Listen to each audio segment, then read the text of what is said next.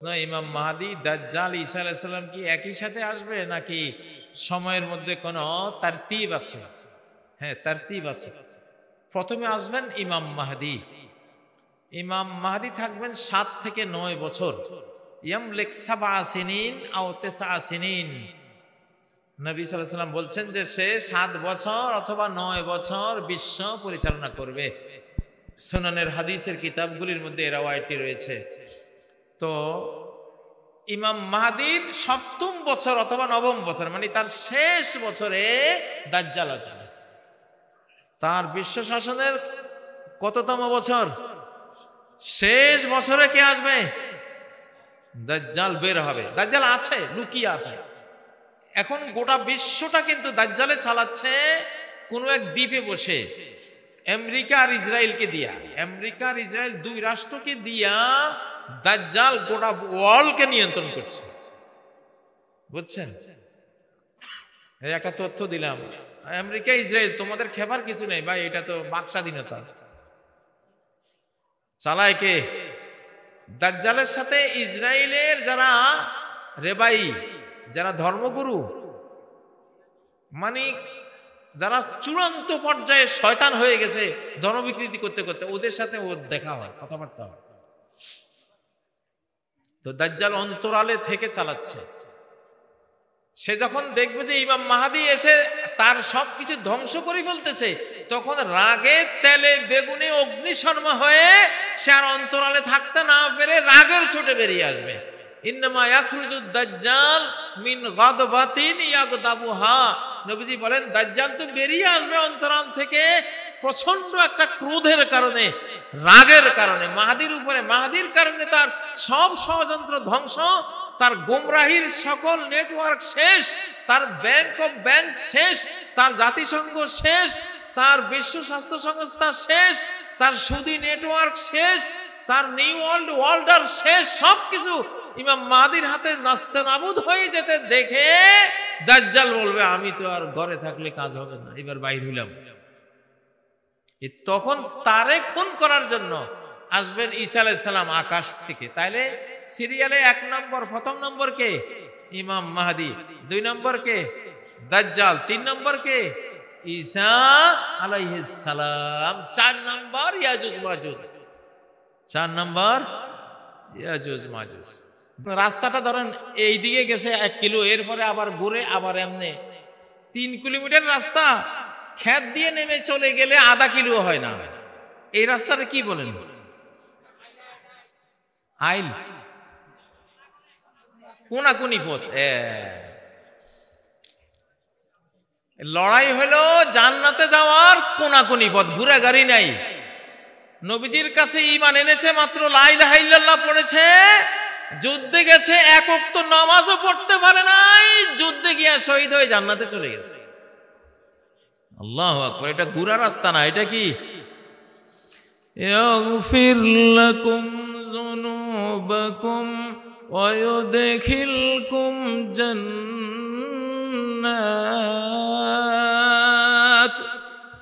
যুদ্ধে যাও, সমস্ত গুনাহ আল্লাহ ক্ষমা করে দেবেন।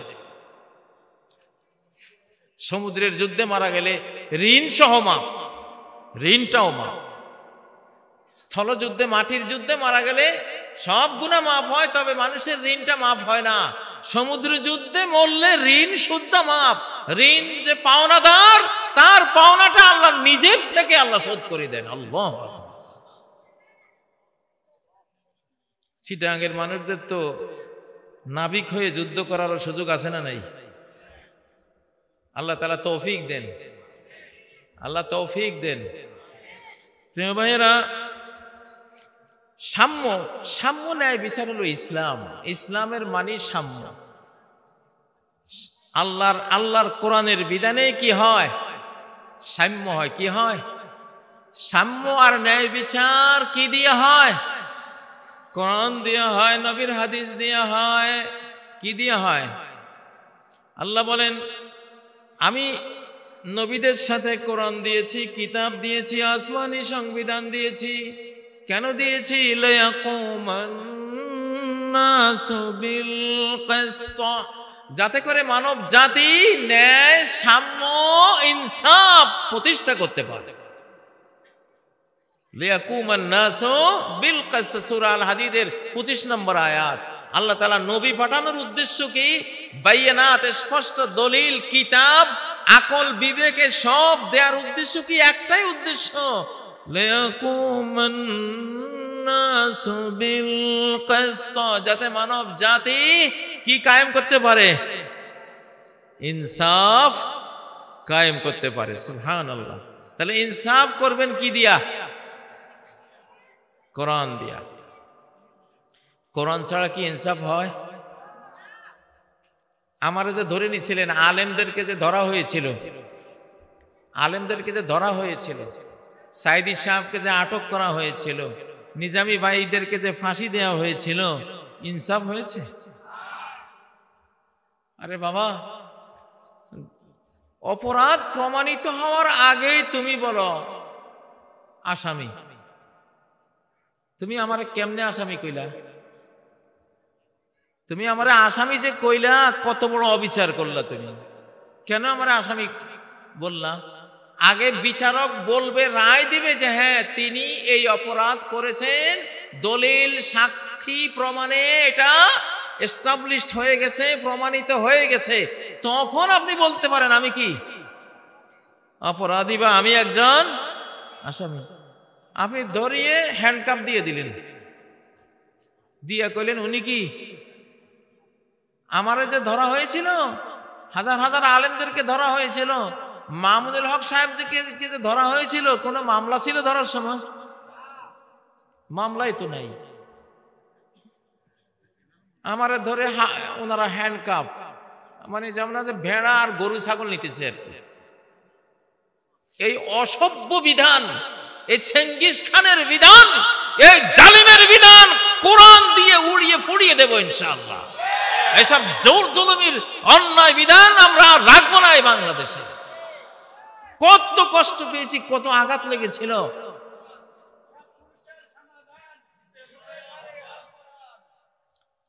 এক একজন আলেমে দ্বীন, এরা হলো নবীর ওয়ারিস। কার ওয়ারিস? নবীর ওয়ারিস। নবীদের লাগানো বাগানের ফুল, এক একজন আলেম নবী বাগানের ফুল, এক এক ফুলের এক একটা ঘ্রাণ, ঠিক না? এক এক ফুলের এক একটা সৌন্দর্য। নবী বাগানের ফুল এগুলি। এই ফুলগুলিকে কচলিয়ে, দুমড়িয়ে, মুচড়িয়ে শেষ পর্যন্ত নিজেই বহিষ্কৃত এবং বিতাড়িত হয়ে গেছে দেশ থেকে। এগুলি করেছিল ৭২ সংবিধান দিয়া। কি দিয়া? ৭২ কথাটা বাংলাদেশের সুনামের না দুর্নামের? দুর্নামের। শেখ মুজিব ৭২ সালে সব ছাত্ররে গণহারে পাস করে দিছিল, কোনো ফেল নাই। ২-১ বিষয় পরীক্ষা দেয় না, সেও পাস। এই জন্য ভাই তুমি কোন সালে পাস করছো যদি শুনতে ৭২ সালে, খুব লজ্জা কয়, ও তুই ৭২ইয়া, বুঝেন না? এখন এই ৭২ইয়া সংবিধান দিয়েই আলেমদেরকে ১৭ বছর নির্যাতন করেছে, বাংলার প্রায় কোটি মানুষকে মিথ্যা মামলায় জর্জরিত করেছে। সাইদি সাহেবকে মৃত্যুদণ্ড দিয়েছে ধর্ষণের মামলা। আল্লাহর লানত পড়ুক তাদের উপরে। আল্লাহর লানত, আল্লাহর ফেরেশতাদের লানত, কুল মানব জাতির লানত তাদের উপরে পড়ুক যারা সাইদি সাহেবের মতো এমন কোরআনের একজন ফেরেশতাকে তারা ধর্ষণের মামলা দিয়েছে। বলেন আমিন, আমিন। কত বড় জুলুম! এই জুলুম করা হয়েছে তো ৭২ইয়া সংবিধান দিয়া, ঠিক না? এখন সে ৭২ইয়া সংবিধান, ও ভাইয়া কয় না এই যে কয়লা ধুইলে ময়লা যায় না। ৭২এর সংবিধানটা কি? এটা কয়লা। কিছু হয়তো ভালো থাকতে পারে, ওটা বাদ দিলাম। কয়লা ধুইলে ময়লা যায়। এখন সেই সংবিধান কারা ঠিক করতেছে? ঠিক করে ৭ই জানুয়ারি আবার দেবে। ওই ওই ঘুরে ফিরি ওই যেই লাউ সেই কদু, যে কদু সেই লাউ। আমরা এই স্বাধীন বাংলাদেশে বিধাতার বিধান ছাড়া আর কোন সংবিধান ফাইনাল করতে দেব না। ফাইনাল করতে দেব না। এই মানচিত্র কোরআনের মানচিত্র, ঠিক না? কোরআনের জন্য আমরা জীবন দেব ইনশাআল্লাহ। আমি বাংলাদেশের সকল দলকে নিয়ে কাজ করি, আমি নিজে কোনো দল করি না। আমি সব দলকে একত্রিত করে চলার একটা মানসিকতা নিয়ে চলি। উম্মা কনসেপ্ট, ইউনাইটেড বাংলাদেশ কনসেপ্ট। কারো না কারো তো এই ভূমিকায় থাকতে হবে, তাই না? আমি সবসময় সবাইকে একসাথে বসাবার একটা চেষ্টা করে যাই, কারণ এই সেক্টরে তো কিছু মানুষের ভূমিকা নিতে হবে। ঐক্যবদ্ধ বাংলাদেশ ছাড়া বাংলাদেশের আগামী দিনের সংকট মোকাবেলা করার কোনো শক্তি একক কোনো দলের নাই। ইউনাইটেড বাংলাদেশ চাই, ইউনাইটেড মুসলিম উম্মাহ চাই, ইউনাইটেড বাংলাদেশি নাগরিক চাই, সবগুলির এক করব। এই জন্য আমি একটা গঠন করেছি, গঠনতন্ত্র ফাইনাল করেছি, বাংলাদেশ বিপ্লবী কমান্ড কাউন্সিল, বিবিসিসি, বাংলাদেশ বিপ্লবী কমান্ড কাউন্সিল। এটা হোটেল কন্টিনেন্টাল থেকে ঘোষণা দেব বলে চিন্তা করতেছি। ইনশাল্লাহ আপনাদেরকে দাওয়াত দেব, এখানকার প্রতিনিধি যাবে ইনশাল্লাহ। এটার কাজ হবে জামাতে ইসলামী, হেফাজতে ইসলাম, চরমোনাই, খেলাফত মজলিস, বিএনপি, যত দল আছে সব দলকে এক জায়গায় বসাবো ইনশাআল্লাহ। সব দলকে এক জায়গায় বসাবো। আর আমি যখন কোনো কাজ করি আমি নিজে করি না, আমার এক বন্ধু আছে আকাশে, আমি ওনার উপরে ছেড়ে দিই। আমার সাথে কেউ গন্ডগোল করে এই পর্যন্ত বিজয়ী হয় নাই, কারণ আমি গন্ডগোল নিজে করি না, আমি ওনারে দিয়ে করাই। যত জিন শয়তান হাবি যাবি আমার পিছনে একবারে ইবলিস মেইনটা সহ লাগে আমার লগে, আমি জানি। কিন্তু আমি যখন আমি আমার আল্লাহকে বলি যে আমি কি করবো, আমার কিছু আছে, আমি তো হলাম লা হাওলা ওয়ালা কুওয়াতা ইল্লা বিল্লাহ, আমি তো কিছুই নাই। বিপদ থেকে বাঁচারও ক্ষমতা নাই, কোনো কাউকে ঘায়েল করারও ক্ষমতা নাই। আজকে যখন আপনাদের চিটাগাঙে আসি, আমি সকাল থেকে একটা যুদ্ধ করেছি চিটাগাঙে আসার আগে। আমরা শুধু সিগন্যাল পাচ্ছি, রাস্তায় অ্যাটাক করার কারাজানি চেষ্টা করতেছি, আমাকে অ্যাটাক করা হবে, আজকে রাস্তায় আক্রমণ করা হবে, মনে হয় যেন। সেই সকাল থেকে যুদ্ধ, অন্তর্জগতে স্পিরিচুয়াল জগতে লড়াই। শেষ পর্যন্ত আমি জিজ্ঞাসা করেন, আমি এই চট্টগ্রাম বিমানবন্দরে নেমে বলে দিয়েছি তোরা আমার জন্য 3টা গাড়ি রেডি কর, আর নয় এখান থেকে বিমানে আবার ফেরত চলে যাবো, আমি রোডে যাব না, রোডে যাব না। আমি সিগন্যাল পাইতেছি না রোড ক্লিয়ারের। যা হোক, আল্লাহ তাআলা ওনাকে বলেছে। এটা এগুলি কিছু জিনিস কয় না, পশু পাখি না জানিতে মায়ে জানে আগে। টেলিপ্যাথি, মানুষের অন্তরে বার্তা আসে, বিশেষ করে কোরআন যাদের হৃদয়ে থাকে তাদের কাছে বার্তা আসে, তারা টের পায়। তো এই চিটাগাং বন্দরে নেমে এদেরকে বলেছি, বেঁকে গেছি যে না আমি যাবই না এই রোডে এই রাতের বেলা, তোরা হয় গাড়ি কয়েকটা আন, আর না আমি ফেরত গেলাম। তখন 2টা গাড়ি রেডি করছে। পরে দেখলাম যে না, আল্লাহ তাআলা তিনি একটা অন্তরে শান্তি দিয়েছেন যে না ইনশাল্লাহ আমি কাজ করতেছি, তুই যা।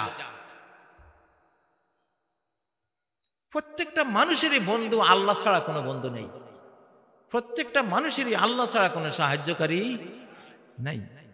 এখন যারা বুঝে তারা আল্লাহকে কাজে লাগায়, যারা বুঝে না তারা বিপদে পড়ে, ঠিক নয় কি? আল্লাহুম্মা বিকা আজুলু ওয়া বিকা আসুলু ওয়া বিকা উকাতিল।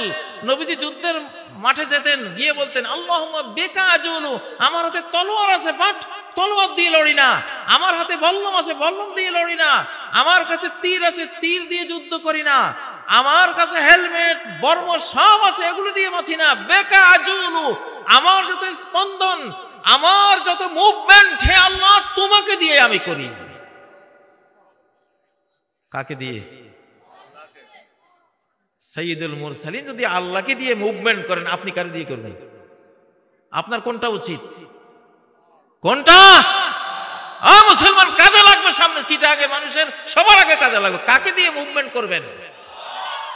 আল্লাহুম্মা বিকা আজুল, আল্লাহ এক একমাত্র তোমাকে দিয়েই মুভমেন্ট করি, রণপ্রস্তুতি গ্রহণ করি, আর কোনো কিছু দিয়ে না, আর কাউকে দিয়ে না, আমার নিজেকে দিও না, কারণ আমার নিজেরও কিছুই নেই, আমি নিজে তো ফকির, তোমার ফকির, আমার মাও ফকির নেই, আমার বাবাও ফকির, সব তো ফকিরের গোষ্ঠী, কিছুই তো নাই, যা আছে কার কাছে?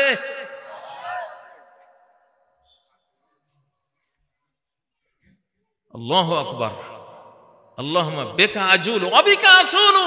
হে আল্লাহ, আমি যখন আক্রমণ করি তলোয়ার দিয়া, মানুষ দেখে আমি তলোয়ার দিয়ে আক্রমণ করছি, বাট আমি আসলে তলোয়ার দিয়ে আক্রমণ করি নাই, তোমাকে দিয়ে আমি আক্রমণ করেছি। যেই তলোয়ারের মালিক এটা মনে করবে যে আমি যে তলোয়ারটা মারছি, আমি মারছি না, আমার আল্লাহ মারছেন, সেই তলোয়ারের ক্ষমতা কতটুকু, আল্লাহু আকবার, এটা আল্লাহ ছাড়া কেউ জানে না। তুরস্ক যে 720 বছর ইসলামী খেলাফত চালিয়েছে, তাদের সকল অস্ত্রের গায়ে 817 লেখা থাকতো। কি লেখা থাকতো? 817। এখনো তাদের অনেক ক্ষেপণাস্ত্র, বাইরেক্টার TB2, তারপরে আরো বিভিন্ন কি যে অনেক কিছু ওরা বানাইছে না, আকেনজি, এটা সেটা বাংলাদেশে আসতেছে। এগুলিতে একটা সংখ্যা থাকে 817। 8 মানে হলো 8 নম্বর, 17 মানে 17 নম্বর। 8 নম্বর সূরা আনফালের 17 নম্বর আয়াত। 817 মানে কি? 8 নম্বর সূরা আনফাল এর 17 অর্থাৎ 17 নম্বর আয়াত। সে আয়াতটা কি? ওয়ামা রামাইতা ইয রামাইতা ওয়ালাকিন্নাল্লাহ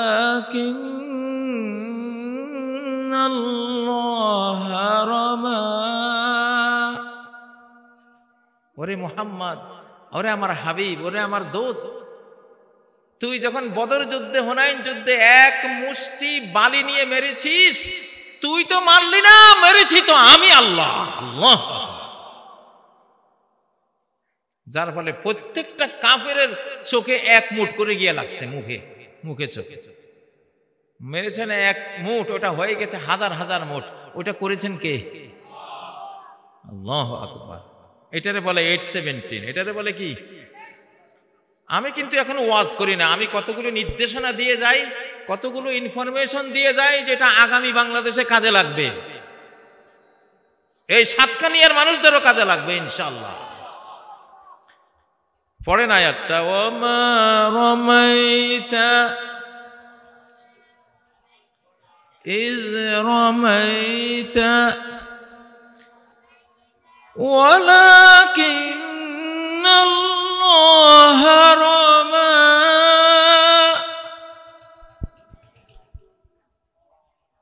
তুমি যখন নিক্ষেপ করেছিলে, তুমি তো নিক্ষেপ করনি, কিন্তু আল্লাহ স্বয়ং তিনি নিক্ষেপ করেছিলেন। আল্লাহ। আফগানিস্তানে এক মুঠি বালি মুজাহিদরা মেরেছিল, সোভিয়েত ট্যাঙ্কের দিকে, ট্যাঙ্ক উড়ে চলে গেছে। আল্লাহ। কোরআনে যে নবীর এক মুঠি বালির ঘটনা শুনিয়েছেন, এটা কি এই জন্য শুনিয়েছেন যে তোমরা শুনবা আর একটু উহা করবা? না, এটা বরং এই জন্য শুনিয়েছেন যে এটা রয়ে গেছে, এই শক্তি এখন ওই উম্মতের মধ্যে। কিয়ামত পর্যন্ত এক মুঠি বালির মধ্যে যে কোনো ট্যাঙ্ক সাজোয়া উড়িয়ে দেওয়ার একটা ক্ষমতা থাকবে, যদি নিক্ষেপকারী এটা মনে করে আমার এই হাতের উপরে আল্লাহর হাত সক্রিয় আছে। ইয়াদুল্লাহি ফাওকা আইদিহিম, তাদের হাতের উপরে কার হাত? তাদের দৃশ্যমান হাতের উপরে আল্লাহর অদৃশ্য হাত ক্রিয়াশীল রয়েছে, এই জন্য এই ক্ষমতা। আল্লাহু আকবার। কাজে লাগবে কিনা? হ্যাঁ, কাজে লাগবে ইনশাআল্লাহ। বাংলাদেশের মানুষের বিশাল সৌভাগ্য আসতেছে। কত বছর হলো যুদ্ধ বিগ্রহ নাই।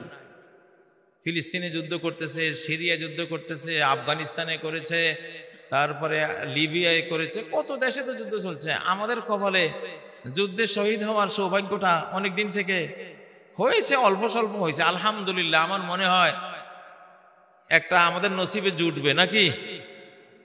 আমরা যুদ্ধ চাই না, যুদ্ধ চাই না, কিন্তু যুদ্ধ এসে পড়বে, আমরা মোকাবেলা করব ইনশাআল্লাহ। ও ভাইয়েরা, গতকাল কোথায় জানি ওয়াজ করেছিলাম, যে কিতাব আর লোহা এক ঘরে থাকবে। কিতাব আর লোহা এই দুইটা কি এক ঘরে থাকবে। কোরআন আর লোহা একসাথে থাকবে। সূরা হাদীদ মানে লোহার সূরা। সূরা হাদীদ মানে কি লোহার সূরা। আল্লাহু আকবার। সে লোহার সূরায় আল্লাহ যেখানে কোরআনের কথা বলেছেন সেখানে লোহার কথা বলেছেন। নবীর ঘরে কোরআনও ছিল, লোহাও ছিল। নবীর ঘরে কি ছিল? ওনার বুকে কোরআনও ছিল, ওনার ঘরে লোহাও ছিল। আবু বকরের ঘরে কোরআনও ছিল, লোহাও ছিল। লোহা মানে বুঝেন তো, তীর, তলোয়ার, বল্লম, এগুলো লোহা ছাড়া হয়? কোরআন আর লোহা একসাথে ছিল। ওমরের ঘরে কি ছিল? শুধু কোরআন নাকি শুধু লোহা? দুটোটাই ছিল। ওসমানের ঘরে লোহাও ছিল, কোরআনও ছিল।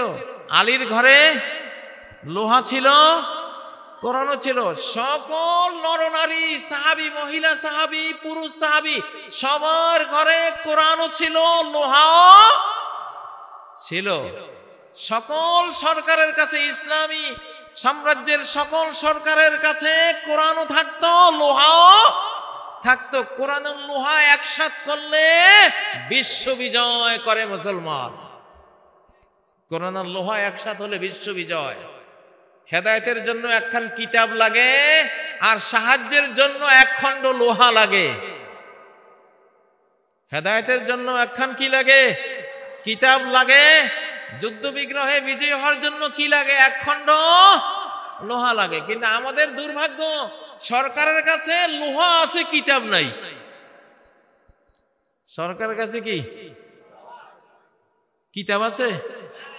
পার্লামেন্টে কিতাব নাই, লোহা আছে। দেখবেন পার্লামেন্টে কত এসএসএফ কি জানি কত রকমের সৈন্য লোহা লইয়া দাঁড়ায় রয়েছে, কিন্তু কিতাব নাই। তুমি কিতাব ছাড়া লোহা দিয়ে করোটা কি? লোহা তো লাগবে কিতাবের জন্য।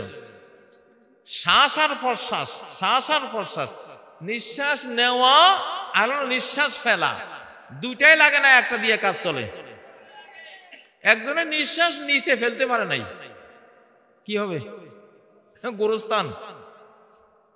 গোরস্থানে যাইতে হবে, মারা যাবে না? আরেকজনের নিঃশ্বাস ফেলছে আর নিতে পারতেছে না, কি হবে? এগুলি একটা না থাকলে আরেকটা বাতিল, একটা না থাকলে আরেকটা বাতিল। একজনের শুধু খাইতেই পারতেছে, শুধু খাইতেছে, টয়লেট বন্ধ, পেশাব বন্ধ, কি হবে? কি হবে? মরণ। আরেকজনের শুধু যাইতেই আছে, খাইতে পারতেছে না, তারও কি মরণ। এগুলি দুইটাই থাকা লাগে নাকি? তো লোহার কিতাব তো এইরকম, লোহাও লাগবে, কোরআনও লাগবে। এখন আলিম ওলামা ইমানদারের কাছে কিতাব আছে, লোহা নাই।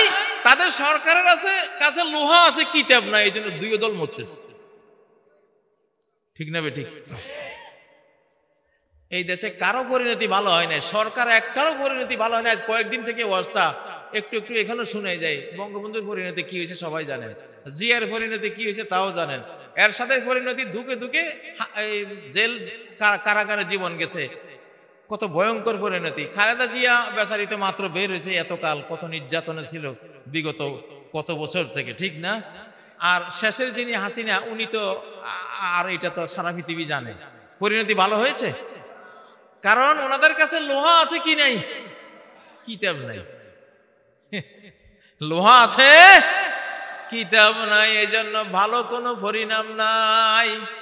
আর আমরা জনগণও কোনো শান্তিতে পাইছি, শান্তিতে থাকতে পেরেছি? আমরা অশান্তিতে ভুগছি কেন? কিতাব আছে, লোহা নাই। যে আসে সে মারে, যে আসে সে পুলিশ আসে হ্যান কার বেটা। আমার কাছে লোহা থাকলে তুই আবার পুলিশগিরি করতে আমার কাছে এসে রয় দালাল্লা যাইতো, আমার বন্দি করতো। হ্যাঁ ও ভাই, এরা কিতাবও লাগে, কি লাগে? লোহাও লাগে।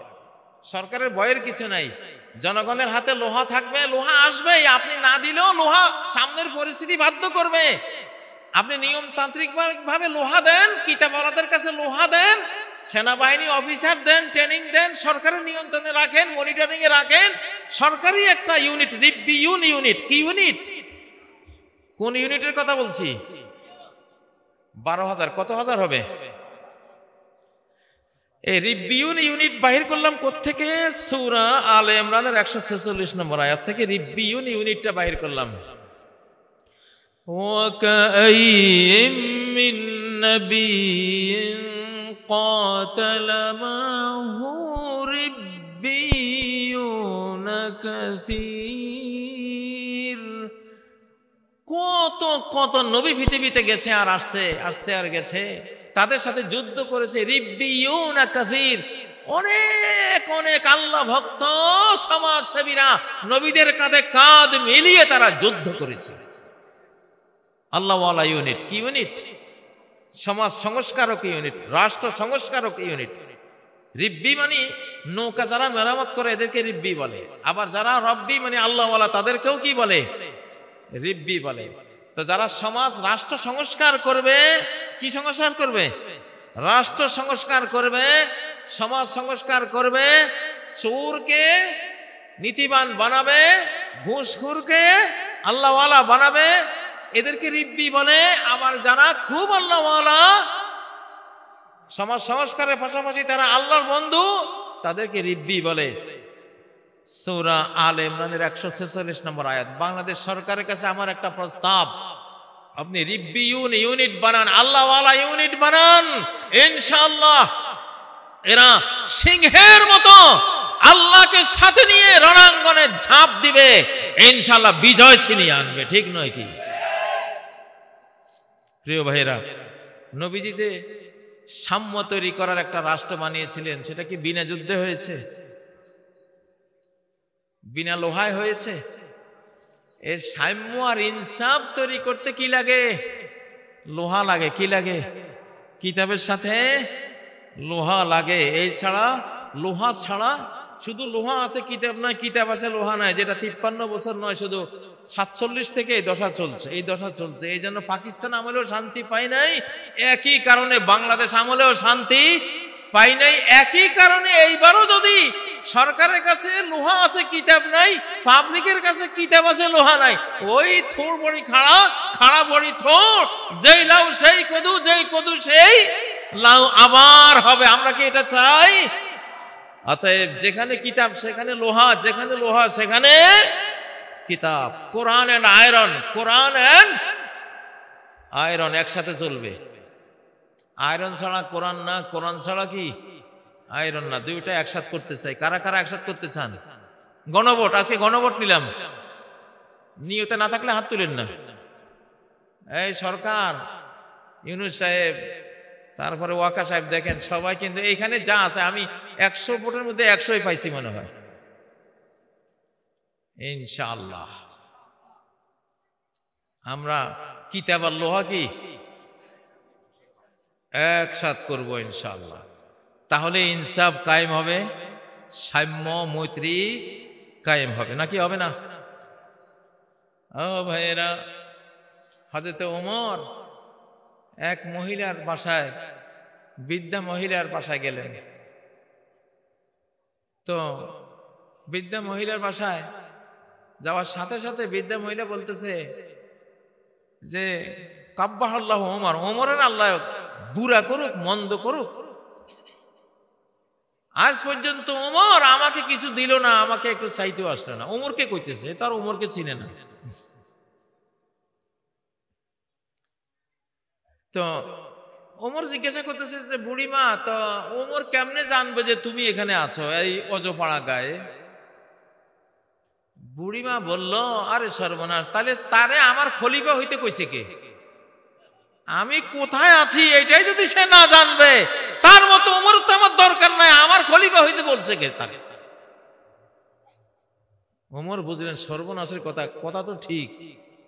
দেখছেন মুসলিম দেশের নাগরিক একটা বুড়ি মা পর্যন্ত কতটা রাষ্ট্রবিজ্ঞানী, কত বড়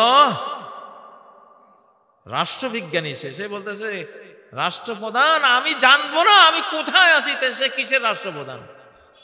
এখন ওমর নরম হয়ে জিজ্ঞাসা করতেছে, বুড়ি মা, তাহলে ওমর যেদিন খলিফা হয়েছে সেদিন থেকে আজ পর্যন্ত আপনাকে কত দিনার দেওয়া লাগতো আপনার মতে, আপনার জাজমেন্টে, আপনার বিচারে আপনি কোন?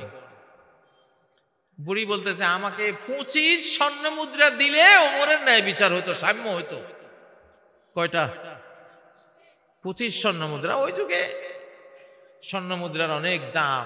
এক স্বর্ণ মুদ্রার 6 মাস জীবন চালানো যায়, এত সস্তা ছিল। 25। তো ওমর কয় ঠিক আছে বুড়িমা, আপনি তো ওমরের উপরে খেপেছেন, তা আমি যদি 25 স্বর্ণ মুদ্রা আপনাকে দেই, আপনি কি ওমরকে ক্ষমা করবেন? হ্যাঁ অবশ্যই ক্ষমা করব। তো ওমর তো আসলে ছদ্মবেশে ঘুরতেন, টাকা পয়সা সাথে নিয়ে যাইতেন, কোথাও গরিব দুঃখী দেখলে এটা দেবেন, সেই জন্য ওনার সাথে সেটা ছিল। তো আবার ওমর প্রশ্ন করলে আপনি কিন্তু এটা যে মাফ করেছেন, আপনি লিখিত একটা আপনার দিতে হবে, ডকুমেন্ট দিতে হবে যে আপনি ওমরকে ক্ষমা করেছেন। কোনো সমস্যা নেই। তো ওমর 25 স্বর্ণ মুদ্রা দিচ্ছেন, লেখালেখি চলছে। এই সময় আলিয়া ইবনে মাসউদ ওখানে হাজির। আলিয়া ইবনে মাসউদ তো আর জানেন না এখানে কি কাণ্ড করতেছে। ওনারা এসে বলতেছেন ইয়া আমিরাল মুমিনিন, আপনি এখানে কি করেন? বুড়ি কয় সর্বনাশ, এইটাই তো ওমর। ওমর কইল বুড়িমা আপনি ভয়ের কিছু নাই, এটা আল্লাহর বিধান, ইনসাফ, এটাই তো ইনসাফ। আপনাকে আমার জানতে হবে যে আপনি এখানে আছেন, কষ্টে আছেন, আমার তো এটা ফরজ, আমি তো আপনার রাখাল, আপনার সকাল সন্ধ্যা দিন রাতের খাবার জুটিয়ে দেয়া তো আমার রাখালির দায়িত্বের মধ্যে আছে, ঠিক নয় কি? আল্লাহু আকবার। ওমর 25 স্বর্ণ মুদ্রা দিলেন, লিখিত নিলেন, সাক্ষী রাখলেন আলী রাদিয়াল্লাহু আনহু আর আব্দুল্লাহ ইবনে মাসউদকে। সুবহানাল্লাহ। এবং মৃত্যুর সময় উনি ওসিয়ত করে গেছেন ওই কাগজটা ওনার কাফনের ভিতরে যাতে দিয়ে দেয়। আমরা এইরকম শাসক চাই নাকি চাই না? কারা কারা চাই? আল্লাহ আল্লাহ তুমি কবুল করো, আল্লাহ কবুল করো। এরকম একটা শাসক আসতেছে ইমাম মাহদী। ইমাম মাহদীর আগেও আসবে, শুরু হবে ইনশাআল্লাহ। ইমাম মাহদী আলাইহিস সালাম এসে দাঁতের ভিতরেও যদি কারো অত্যাচার আর কারো সরকারি সম্পদ লুকায়, দাঁতের ভিতর থেকে বাইর করবে, এরকম পাওয়ার নিয়ে আসবে ইনশাআল্লাহ। এরপরে ঈসা আলাইহিস সালাম এসে 45 থেকে 50 বছর বিশ্ব শাসন করবেন, একেবারে দুনিয়াটা জান্নাত হয়ে যাবে। আমরা সেই ধরনের একটা যুগের একেবারেই নিকটে, এখন একেবারেই নিকটে, একেবারেই কাছাকাছি সময়। সেই ন্যায় বিচার কোরআন ছাড়া কখনো, কোরআন ছাড়া সাম্য সম্ভব না, ন্যায় বিচারও সম্ভব না। ও ভাইয়েরা, এত ওয়াজ করলে মনে রাখবেন কয়টা? প্রায় 1.5 ঘন্টা ওয়াজ হয়ে গেছে। আমি এতক্ষণ ওয়াজ করি না, আমি ওয়াজ করি 50 মিনিট। তো এখন যদি আপনাদের, এখন আমি একটু ভেরিয়েশন আনতে চাই। আমি 15 মিনিট প্রশ্ন উত্তর করব। কার প্রশ্ন আছে হাত তুলবেন, আমি জবাব দেব। এলাকার সমস্যা কি, কোথায় কি বেদাত, কোথায় কি শিরিক, কোথায় কি আপনারা হয়তো বুঝতেছেন না যে এই আমলটা ঠিক না বেঠিক, এমন কোনো বিষয় থাকলে হাত তুলে প্রশ্ন করুন, আমি জবাব দেব ইনশাআল্লাহ। জি জি জি, সুন্দর প্রশ্ন। ইমাম মাহদী, দাজ্জাল, ঈসা আলাইহিস সালাম কি একই সাথে আসবে নাকি সময়ের মধ্যে কোনো তারতিব আছে? হ্যাঁ, তারতিব আছে। প্রথমে আসবেন ইমাম মাহদী। ইমাম মাহদী থাকবেন 7 থেকে 9 বছর। ইয়ামলিক 7 সিনিন আও 9 সিনিন। নবী সাল্লাল্লাহু আলাইহি ওয়াসাল্লাম বলছেন যে সে 7 বছর অথবা 9 বছর বিশ্ব পরিচালনা করবে। সুনানের হাদিসের কিতাবগুলির মধ্যে এই রাওয়ায়াতটি রয়েছে। তো ইমাম মাহদীর 7ম বছর অথবা 9ম বছর, মানে তার শেষ বছরে দাজ্জাল আসবে। তার বিশ্ব শাসনের কততম বছর? শেষ বছরে কে আসবে? দাজ্জাল বের হবে। দাজ্জাল আছে, লুকিয়ে আছে। এখন গোটা বিশ্বটা কিন্তু দাজ্জালে চালাচ্ছে কোন এক দ্বীপে বসে, আমেরিকা আর ইসরায়েলকে দিয়া। আমেরিকা আর ইসরায়েল 2 রাষ্ট্রকে দিয়া দাজ্জাল গোটা ওয়ার্ল্ডকে নিয়ন্ত্রণ করছে, বুঝছেন? এই একটা তথ্য দিলাম, আমেরিকা ইসরায়েল তোমাদের খেবার কিছু নেই ভাই, এটা তো বাক স্বাধীনতা।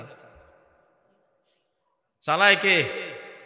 দাজ্জালের সাথে ইসরায়েলের যারা রেবাই, যারা ধর্মগুরু, মানে যারা চূড়ান্ত পর্যায়ে শয়তান হয়ে গেছে ধর্মবিকৃতি করতে করতে, ওদের সাথে ওর দেখা হয়, কথাবার্তা হয়। তো দাজ্জাল অন্তরালে থেকে চালাচ্ছে। সে যখন দেখবে যে ইমাম মাহাদি এসে তার সবকিছু ধ্বংস করে ফেলতেছে, তখন রাগে তেলে বেগুনে অগ্নিশর্মা হয়ে সে আর অন্তরালে থাকতে না পেরে রাগের ছোটে বেরিয়ে আসবে। ইন্নামা ইয়াখরুজুদ দাজ্জাল মিন গাদবাতিন ইয়াগদাবুহা, নবীজি বলেন দাজ্জাল তো বেরিয়ে আসবে অন্তরাল থেকে প্রচন্ড একটা ক্রোধের কারণে, রাগের কারণে, মাহাদির উপরে, মাহাদির কারণে তার সব ষড়যন্ত্র ধ্বংস, তার গোমরাহির সকল নেটওয়ার্ক শেষ, তার ব্যাংক অফ ব্যাংক শেষ, তার জাতিসংঘ শেষ, তার বিশ্ব স্বাস্থ্য সংস্থা শেষ, তার সুদী নেটওয়ার্ক শেষ, তার নিউ ওয়ার্ল্ড ওয়ার্ল্ডার শেষ, সবকিছু ইমাম মাহাদির হাতে নাস্তানাবুদ হয়ে যেতে দেখে দাজ্জাল বলবে আমি তো আর ঘরে থাকলে কাজ হবে না, এবার বাইর হইলাম। তখন তারে খুন করার জন্য আসবেন ঈসা আলাইহিস সালাম আকাশ থেকে। তাইলে সিরিয়ালে 1 নম্বর, প্রথম নম্বর কে? ইমাম মাহদি। 2 নম্বর কে? দাজ্জাল। 3 নম্বর কে? ঈসা আলাইহিস সালাম। 4 নম্বর ইয়াজুজ মাজুজ। 4 নম্বর ইয়াজুজ মাজুজ। জি, আর প্রশ্ন?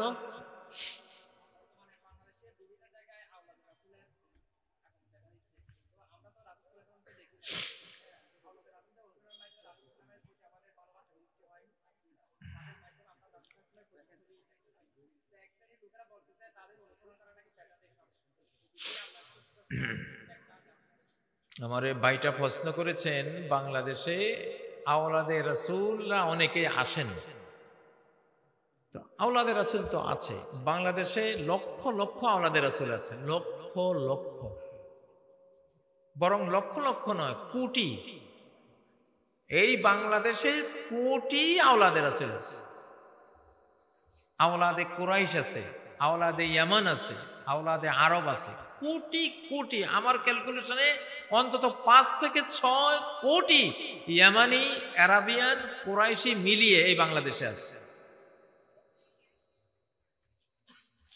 যাদের বাম হাতের আঙ্গুল এরকম, এই 3টা আঙ্গুলের সিরিয়াল দেখেন, যাদের বাম হাতের 3 আঙ্গুলের সিরিয়াল, এই মানে যাদের বাম হাতের 3টা আঙ্গুল, এইটা নিচু আর এইটা উঁচু, এরা সব আরব বংশ। এই যে আমাদের বংশ তো ইব্রাহিম আলাইহিস সালামের বংশ, ওটা আমরা জানি। আমি আরব দেশে গিয়ে দুবাইতে, কাতারে, সৌদি আরবে অনেক আরাবিয়ানকে বলছি, দেখি তোমার আঙ্গুলটা দেখি, আঙ্গুল বাম হাতের 3 আঙ্গুল দেখি, তা আমার গুলি যেরকম ওদের গুলি এরকম। তা আমার ওটা এইটা আমি এর আগে জানি, আমার শরীরে সিল মারা আছে, তো আরবি একটা সিল আছে, এটা জন্মগত সিল। তো যাই হোক, আমি ওই সিল থেকে আমার বংশ আমি ধরেছি। তো কিন্তু এইটা হলো আল্লামা মাকদুনী রহমতুল্লাহ আলাই, বংশ বিশেষজ্ঞ আল্লামা মাকদুনী রহমতুল্লাহ আলাই, তিনি বলেছেন যাদের বাম হাতের এটা বাম হাতের মানে কনিষ্ঠার সাথে যে আঙ্গুলটা এটা উঁচু, আর মধ্যমার আগের যে আঙ্গুল এটা নিচু, এগুলি সব আরবি বংশ। এরকম লোক বাংলাদেশে অন্তত 5 থেকে 6 কোটি আছে। এদের মধ্যে আওলাদে রাসূল আছে লক্ষ লক্ষ। এই জন্যই বাংলাদেশের প্রতি আল্লাহর এত মায়া, এত মায়া। এই জন্যই চারদিকে শত্রু, আকাশের দিকে খোলা। আল্লাহু আকবার। আল্লাহর অনেক মায়া। বাংলাদেশ নিয়ে ফাজলামি করবে যারা, তারা তাদের রাষ্ট্র হারিয়ে ফেলবে। আমি বহু আগে এটা তথ্য দিয়ে রাখছি। এই দেশকে যারা আক্রমণ করবে, তাদের দেশ বাংলাদেশিরা এবং মুসলিম উম্মাহ মিলে দখল করে ফেলবে। আমি রেজাল্ট ঘোষণা করে রাখছি, এটা আদালতে বলেছিলাম, আদালতে দাঁড়িয়ে 30 মিনিটের একটা বক্তৃতা এই তথ্য দিয়ে রাখছি আমি। যাই হোক, তো বাংলাদেশ আমি বলছিলাম যে ঢাকা আর দিল্লি আমি একসাথে করবো ইনশাআল্লাহ। তো ঢাকা তো পাইছি, এখন দিল্লি বাকি। যদি ফাইজলামি করে তাহলে দিল্লিও মালিক, দিল্লির মালিক তো আল্লাহ, ওনার থেকে নেব। তোরা যদি বাংলাদেশ আক্রমণ করিস দিল্লি বাঁচাইতে পারবি না ইনশাআল্লাহ। দিল্লির মালিক থেকে দিল্লি অলরেডি নেওয়ার দরখাস্ত দেওয়া হয়ে গেছে। দিল্লি তো 750 বছর আমাদেরই ছিল, তাজমহল তো আমাদেরই ছিল, কুতুব মিনার তো আমাদেরই ছিল। মুসলিমরা 750 বছর এই গোটা ভারত শাসন করেছে, ঠিক না? ইংরেজরা ভারত কি হিন্দুদের থেকে নিয়েছিল না মুসলমান থেকে নিয়েছিল? মুসলমান থেকে নিয়েছিল। বাংলাদেশ কি ইংরেজ ব্রিটিশরা হিন্দুদের থেকে নিয়েছিল না মুসলমান থেকে নিয়েছিল? সিরাজ, নবাব সিরাজ থেকে নিয়েছিল। আর ভারত নিয়েছিল জাফর খান, জাফর শাহ, মোগল শেষ সম্রাট জাফর শাহ থেকে নিয়েছিল। তাই মুসলমান থেকে নিয়েছো, ফেরত দিছে হিন্দুদের কাছে কেন? হিন্দুরা যদি গন্ডগোল করে, ভারতের হিন্দুরা, বাংলাদেশের হিন্দুরা তো গন্ডগোল করবে না, ভারতের ওরা যদি গন্ডগোল করে আমরা আসল দাবি তুলব যে ফেরত দাও। আর ফেরত দেওয়ার মালিক কে? আরে জোরে বলেন মিয়া, কি কথা কইতে আল্লাহরের সাথে নিয়ে বলতেছি বেটা। কারো কিছু যদি সাহস থাকে তো করে দেখাইস। আমি কিন্তু মালিকের সাথে নিছি, শাহানশাহকে সাথে নিছি, ঠিক না? মালিককে কুলিল্লাহুম্মা মালিকাল মুলক, বলো হে আল্লাহ, যত সাম্রাজ্য ইনক্লুড ভারত, সব সাম্রাজ্যের মালিককে হে আল্লাহ তুমি। আমরা কারো কাছে চাই না, আমরা কার কাছে চাই? আমরা রাজকীয় বাহিনী, রাজাধিরাজের বাহিনী, শাহানশাহর বাহিনী, আমাদের সাথে কেউ পারবে না, কেউ পারবে না, পারার কোনো সম্ভাবনাই নাই। আমরা এখন জাগ্রত, ঠিক না? ইনশাআল্লাহ। আরেকটা প্রশ্ন, সমাজের একটি মসজিদের নামকরণ নিয়ে দুটো গ্রুপের মধ্যে দীর্ঘকাল ধরে বিরোধ, কোনো মতেই ঐক্য হচ্ছে না, এক্ষেত্রে করণীয় কি? নাম নিয়ে বিরোধ, কি নামটা সেটা তো বললেন না, কি হয়েছে নাম নিয়ে? কি নাম সেটা? নাম কি? নাম দুটো তো আমাকে শোনাবেন যে এই নাম। ওয়ালাইকুম আসসালাম।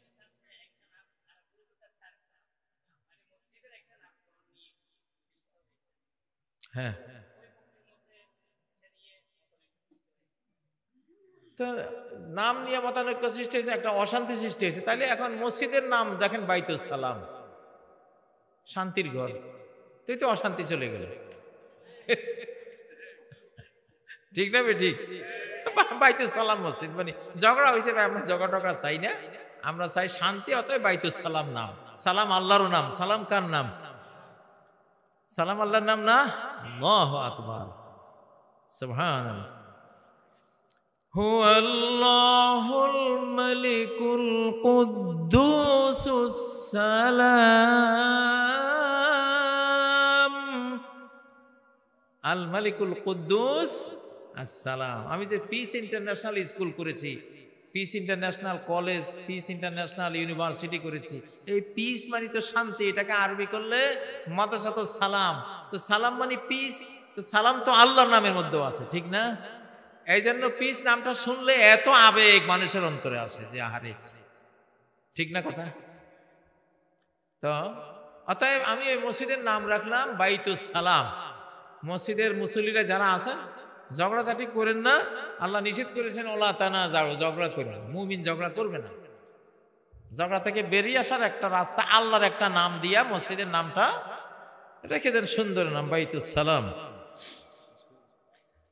আল্লাহু আকবার। আমাকে বলা হয়েছিল একজন প্রধান অতিথি আসবেন, তো এই জন্য আমি দেরি করছিলাম, তো আসলে প্রধান অতিথি আসবে না জানিয়েছেন, অতএব আমিও বেঁচে গেলাম আলহামদুলিল্লাহ।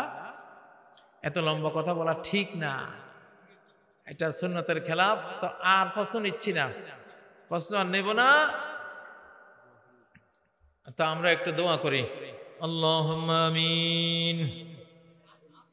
ربنا آتنا في الدنيا حسنة وفي الآخرة حسنة وقنا عذاب النار ربنا ظلمنا أنفسنا وإن لم تغفر لنا وترحمنا لنكونن من الخاسرين ربنا لا تؤاخذنا إن نسينا أو أخطأنا ربنا ولا تحمل علينا إصرا كما حملته على الذين من قبلنا ربنا ولا تحملنا ما لا طاقة لنا به واعف عنا واغفر لنا وارحمنا أنت مولانا فانصرنا على القوم الكافرين.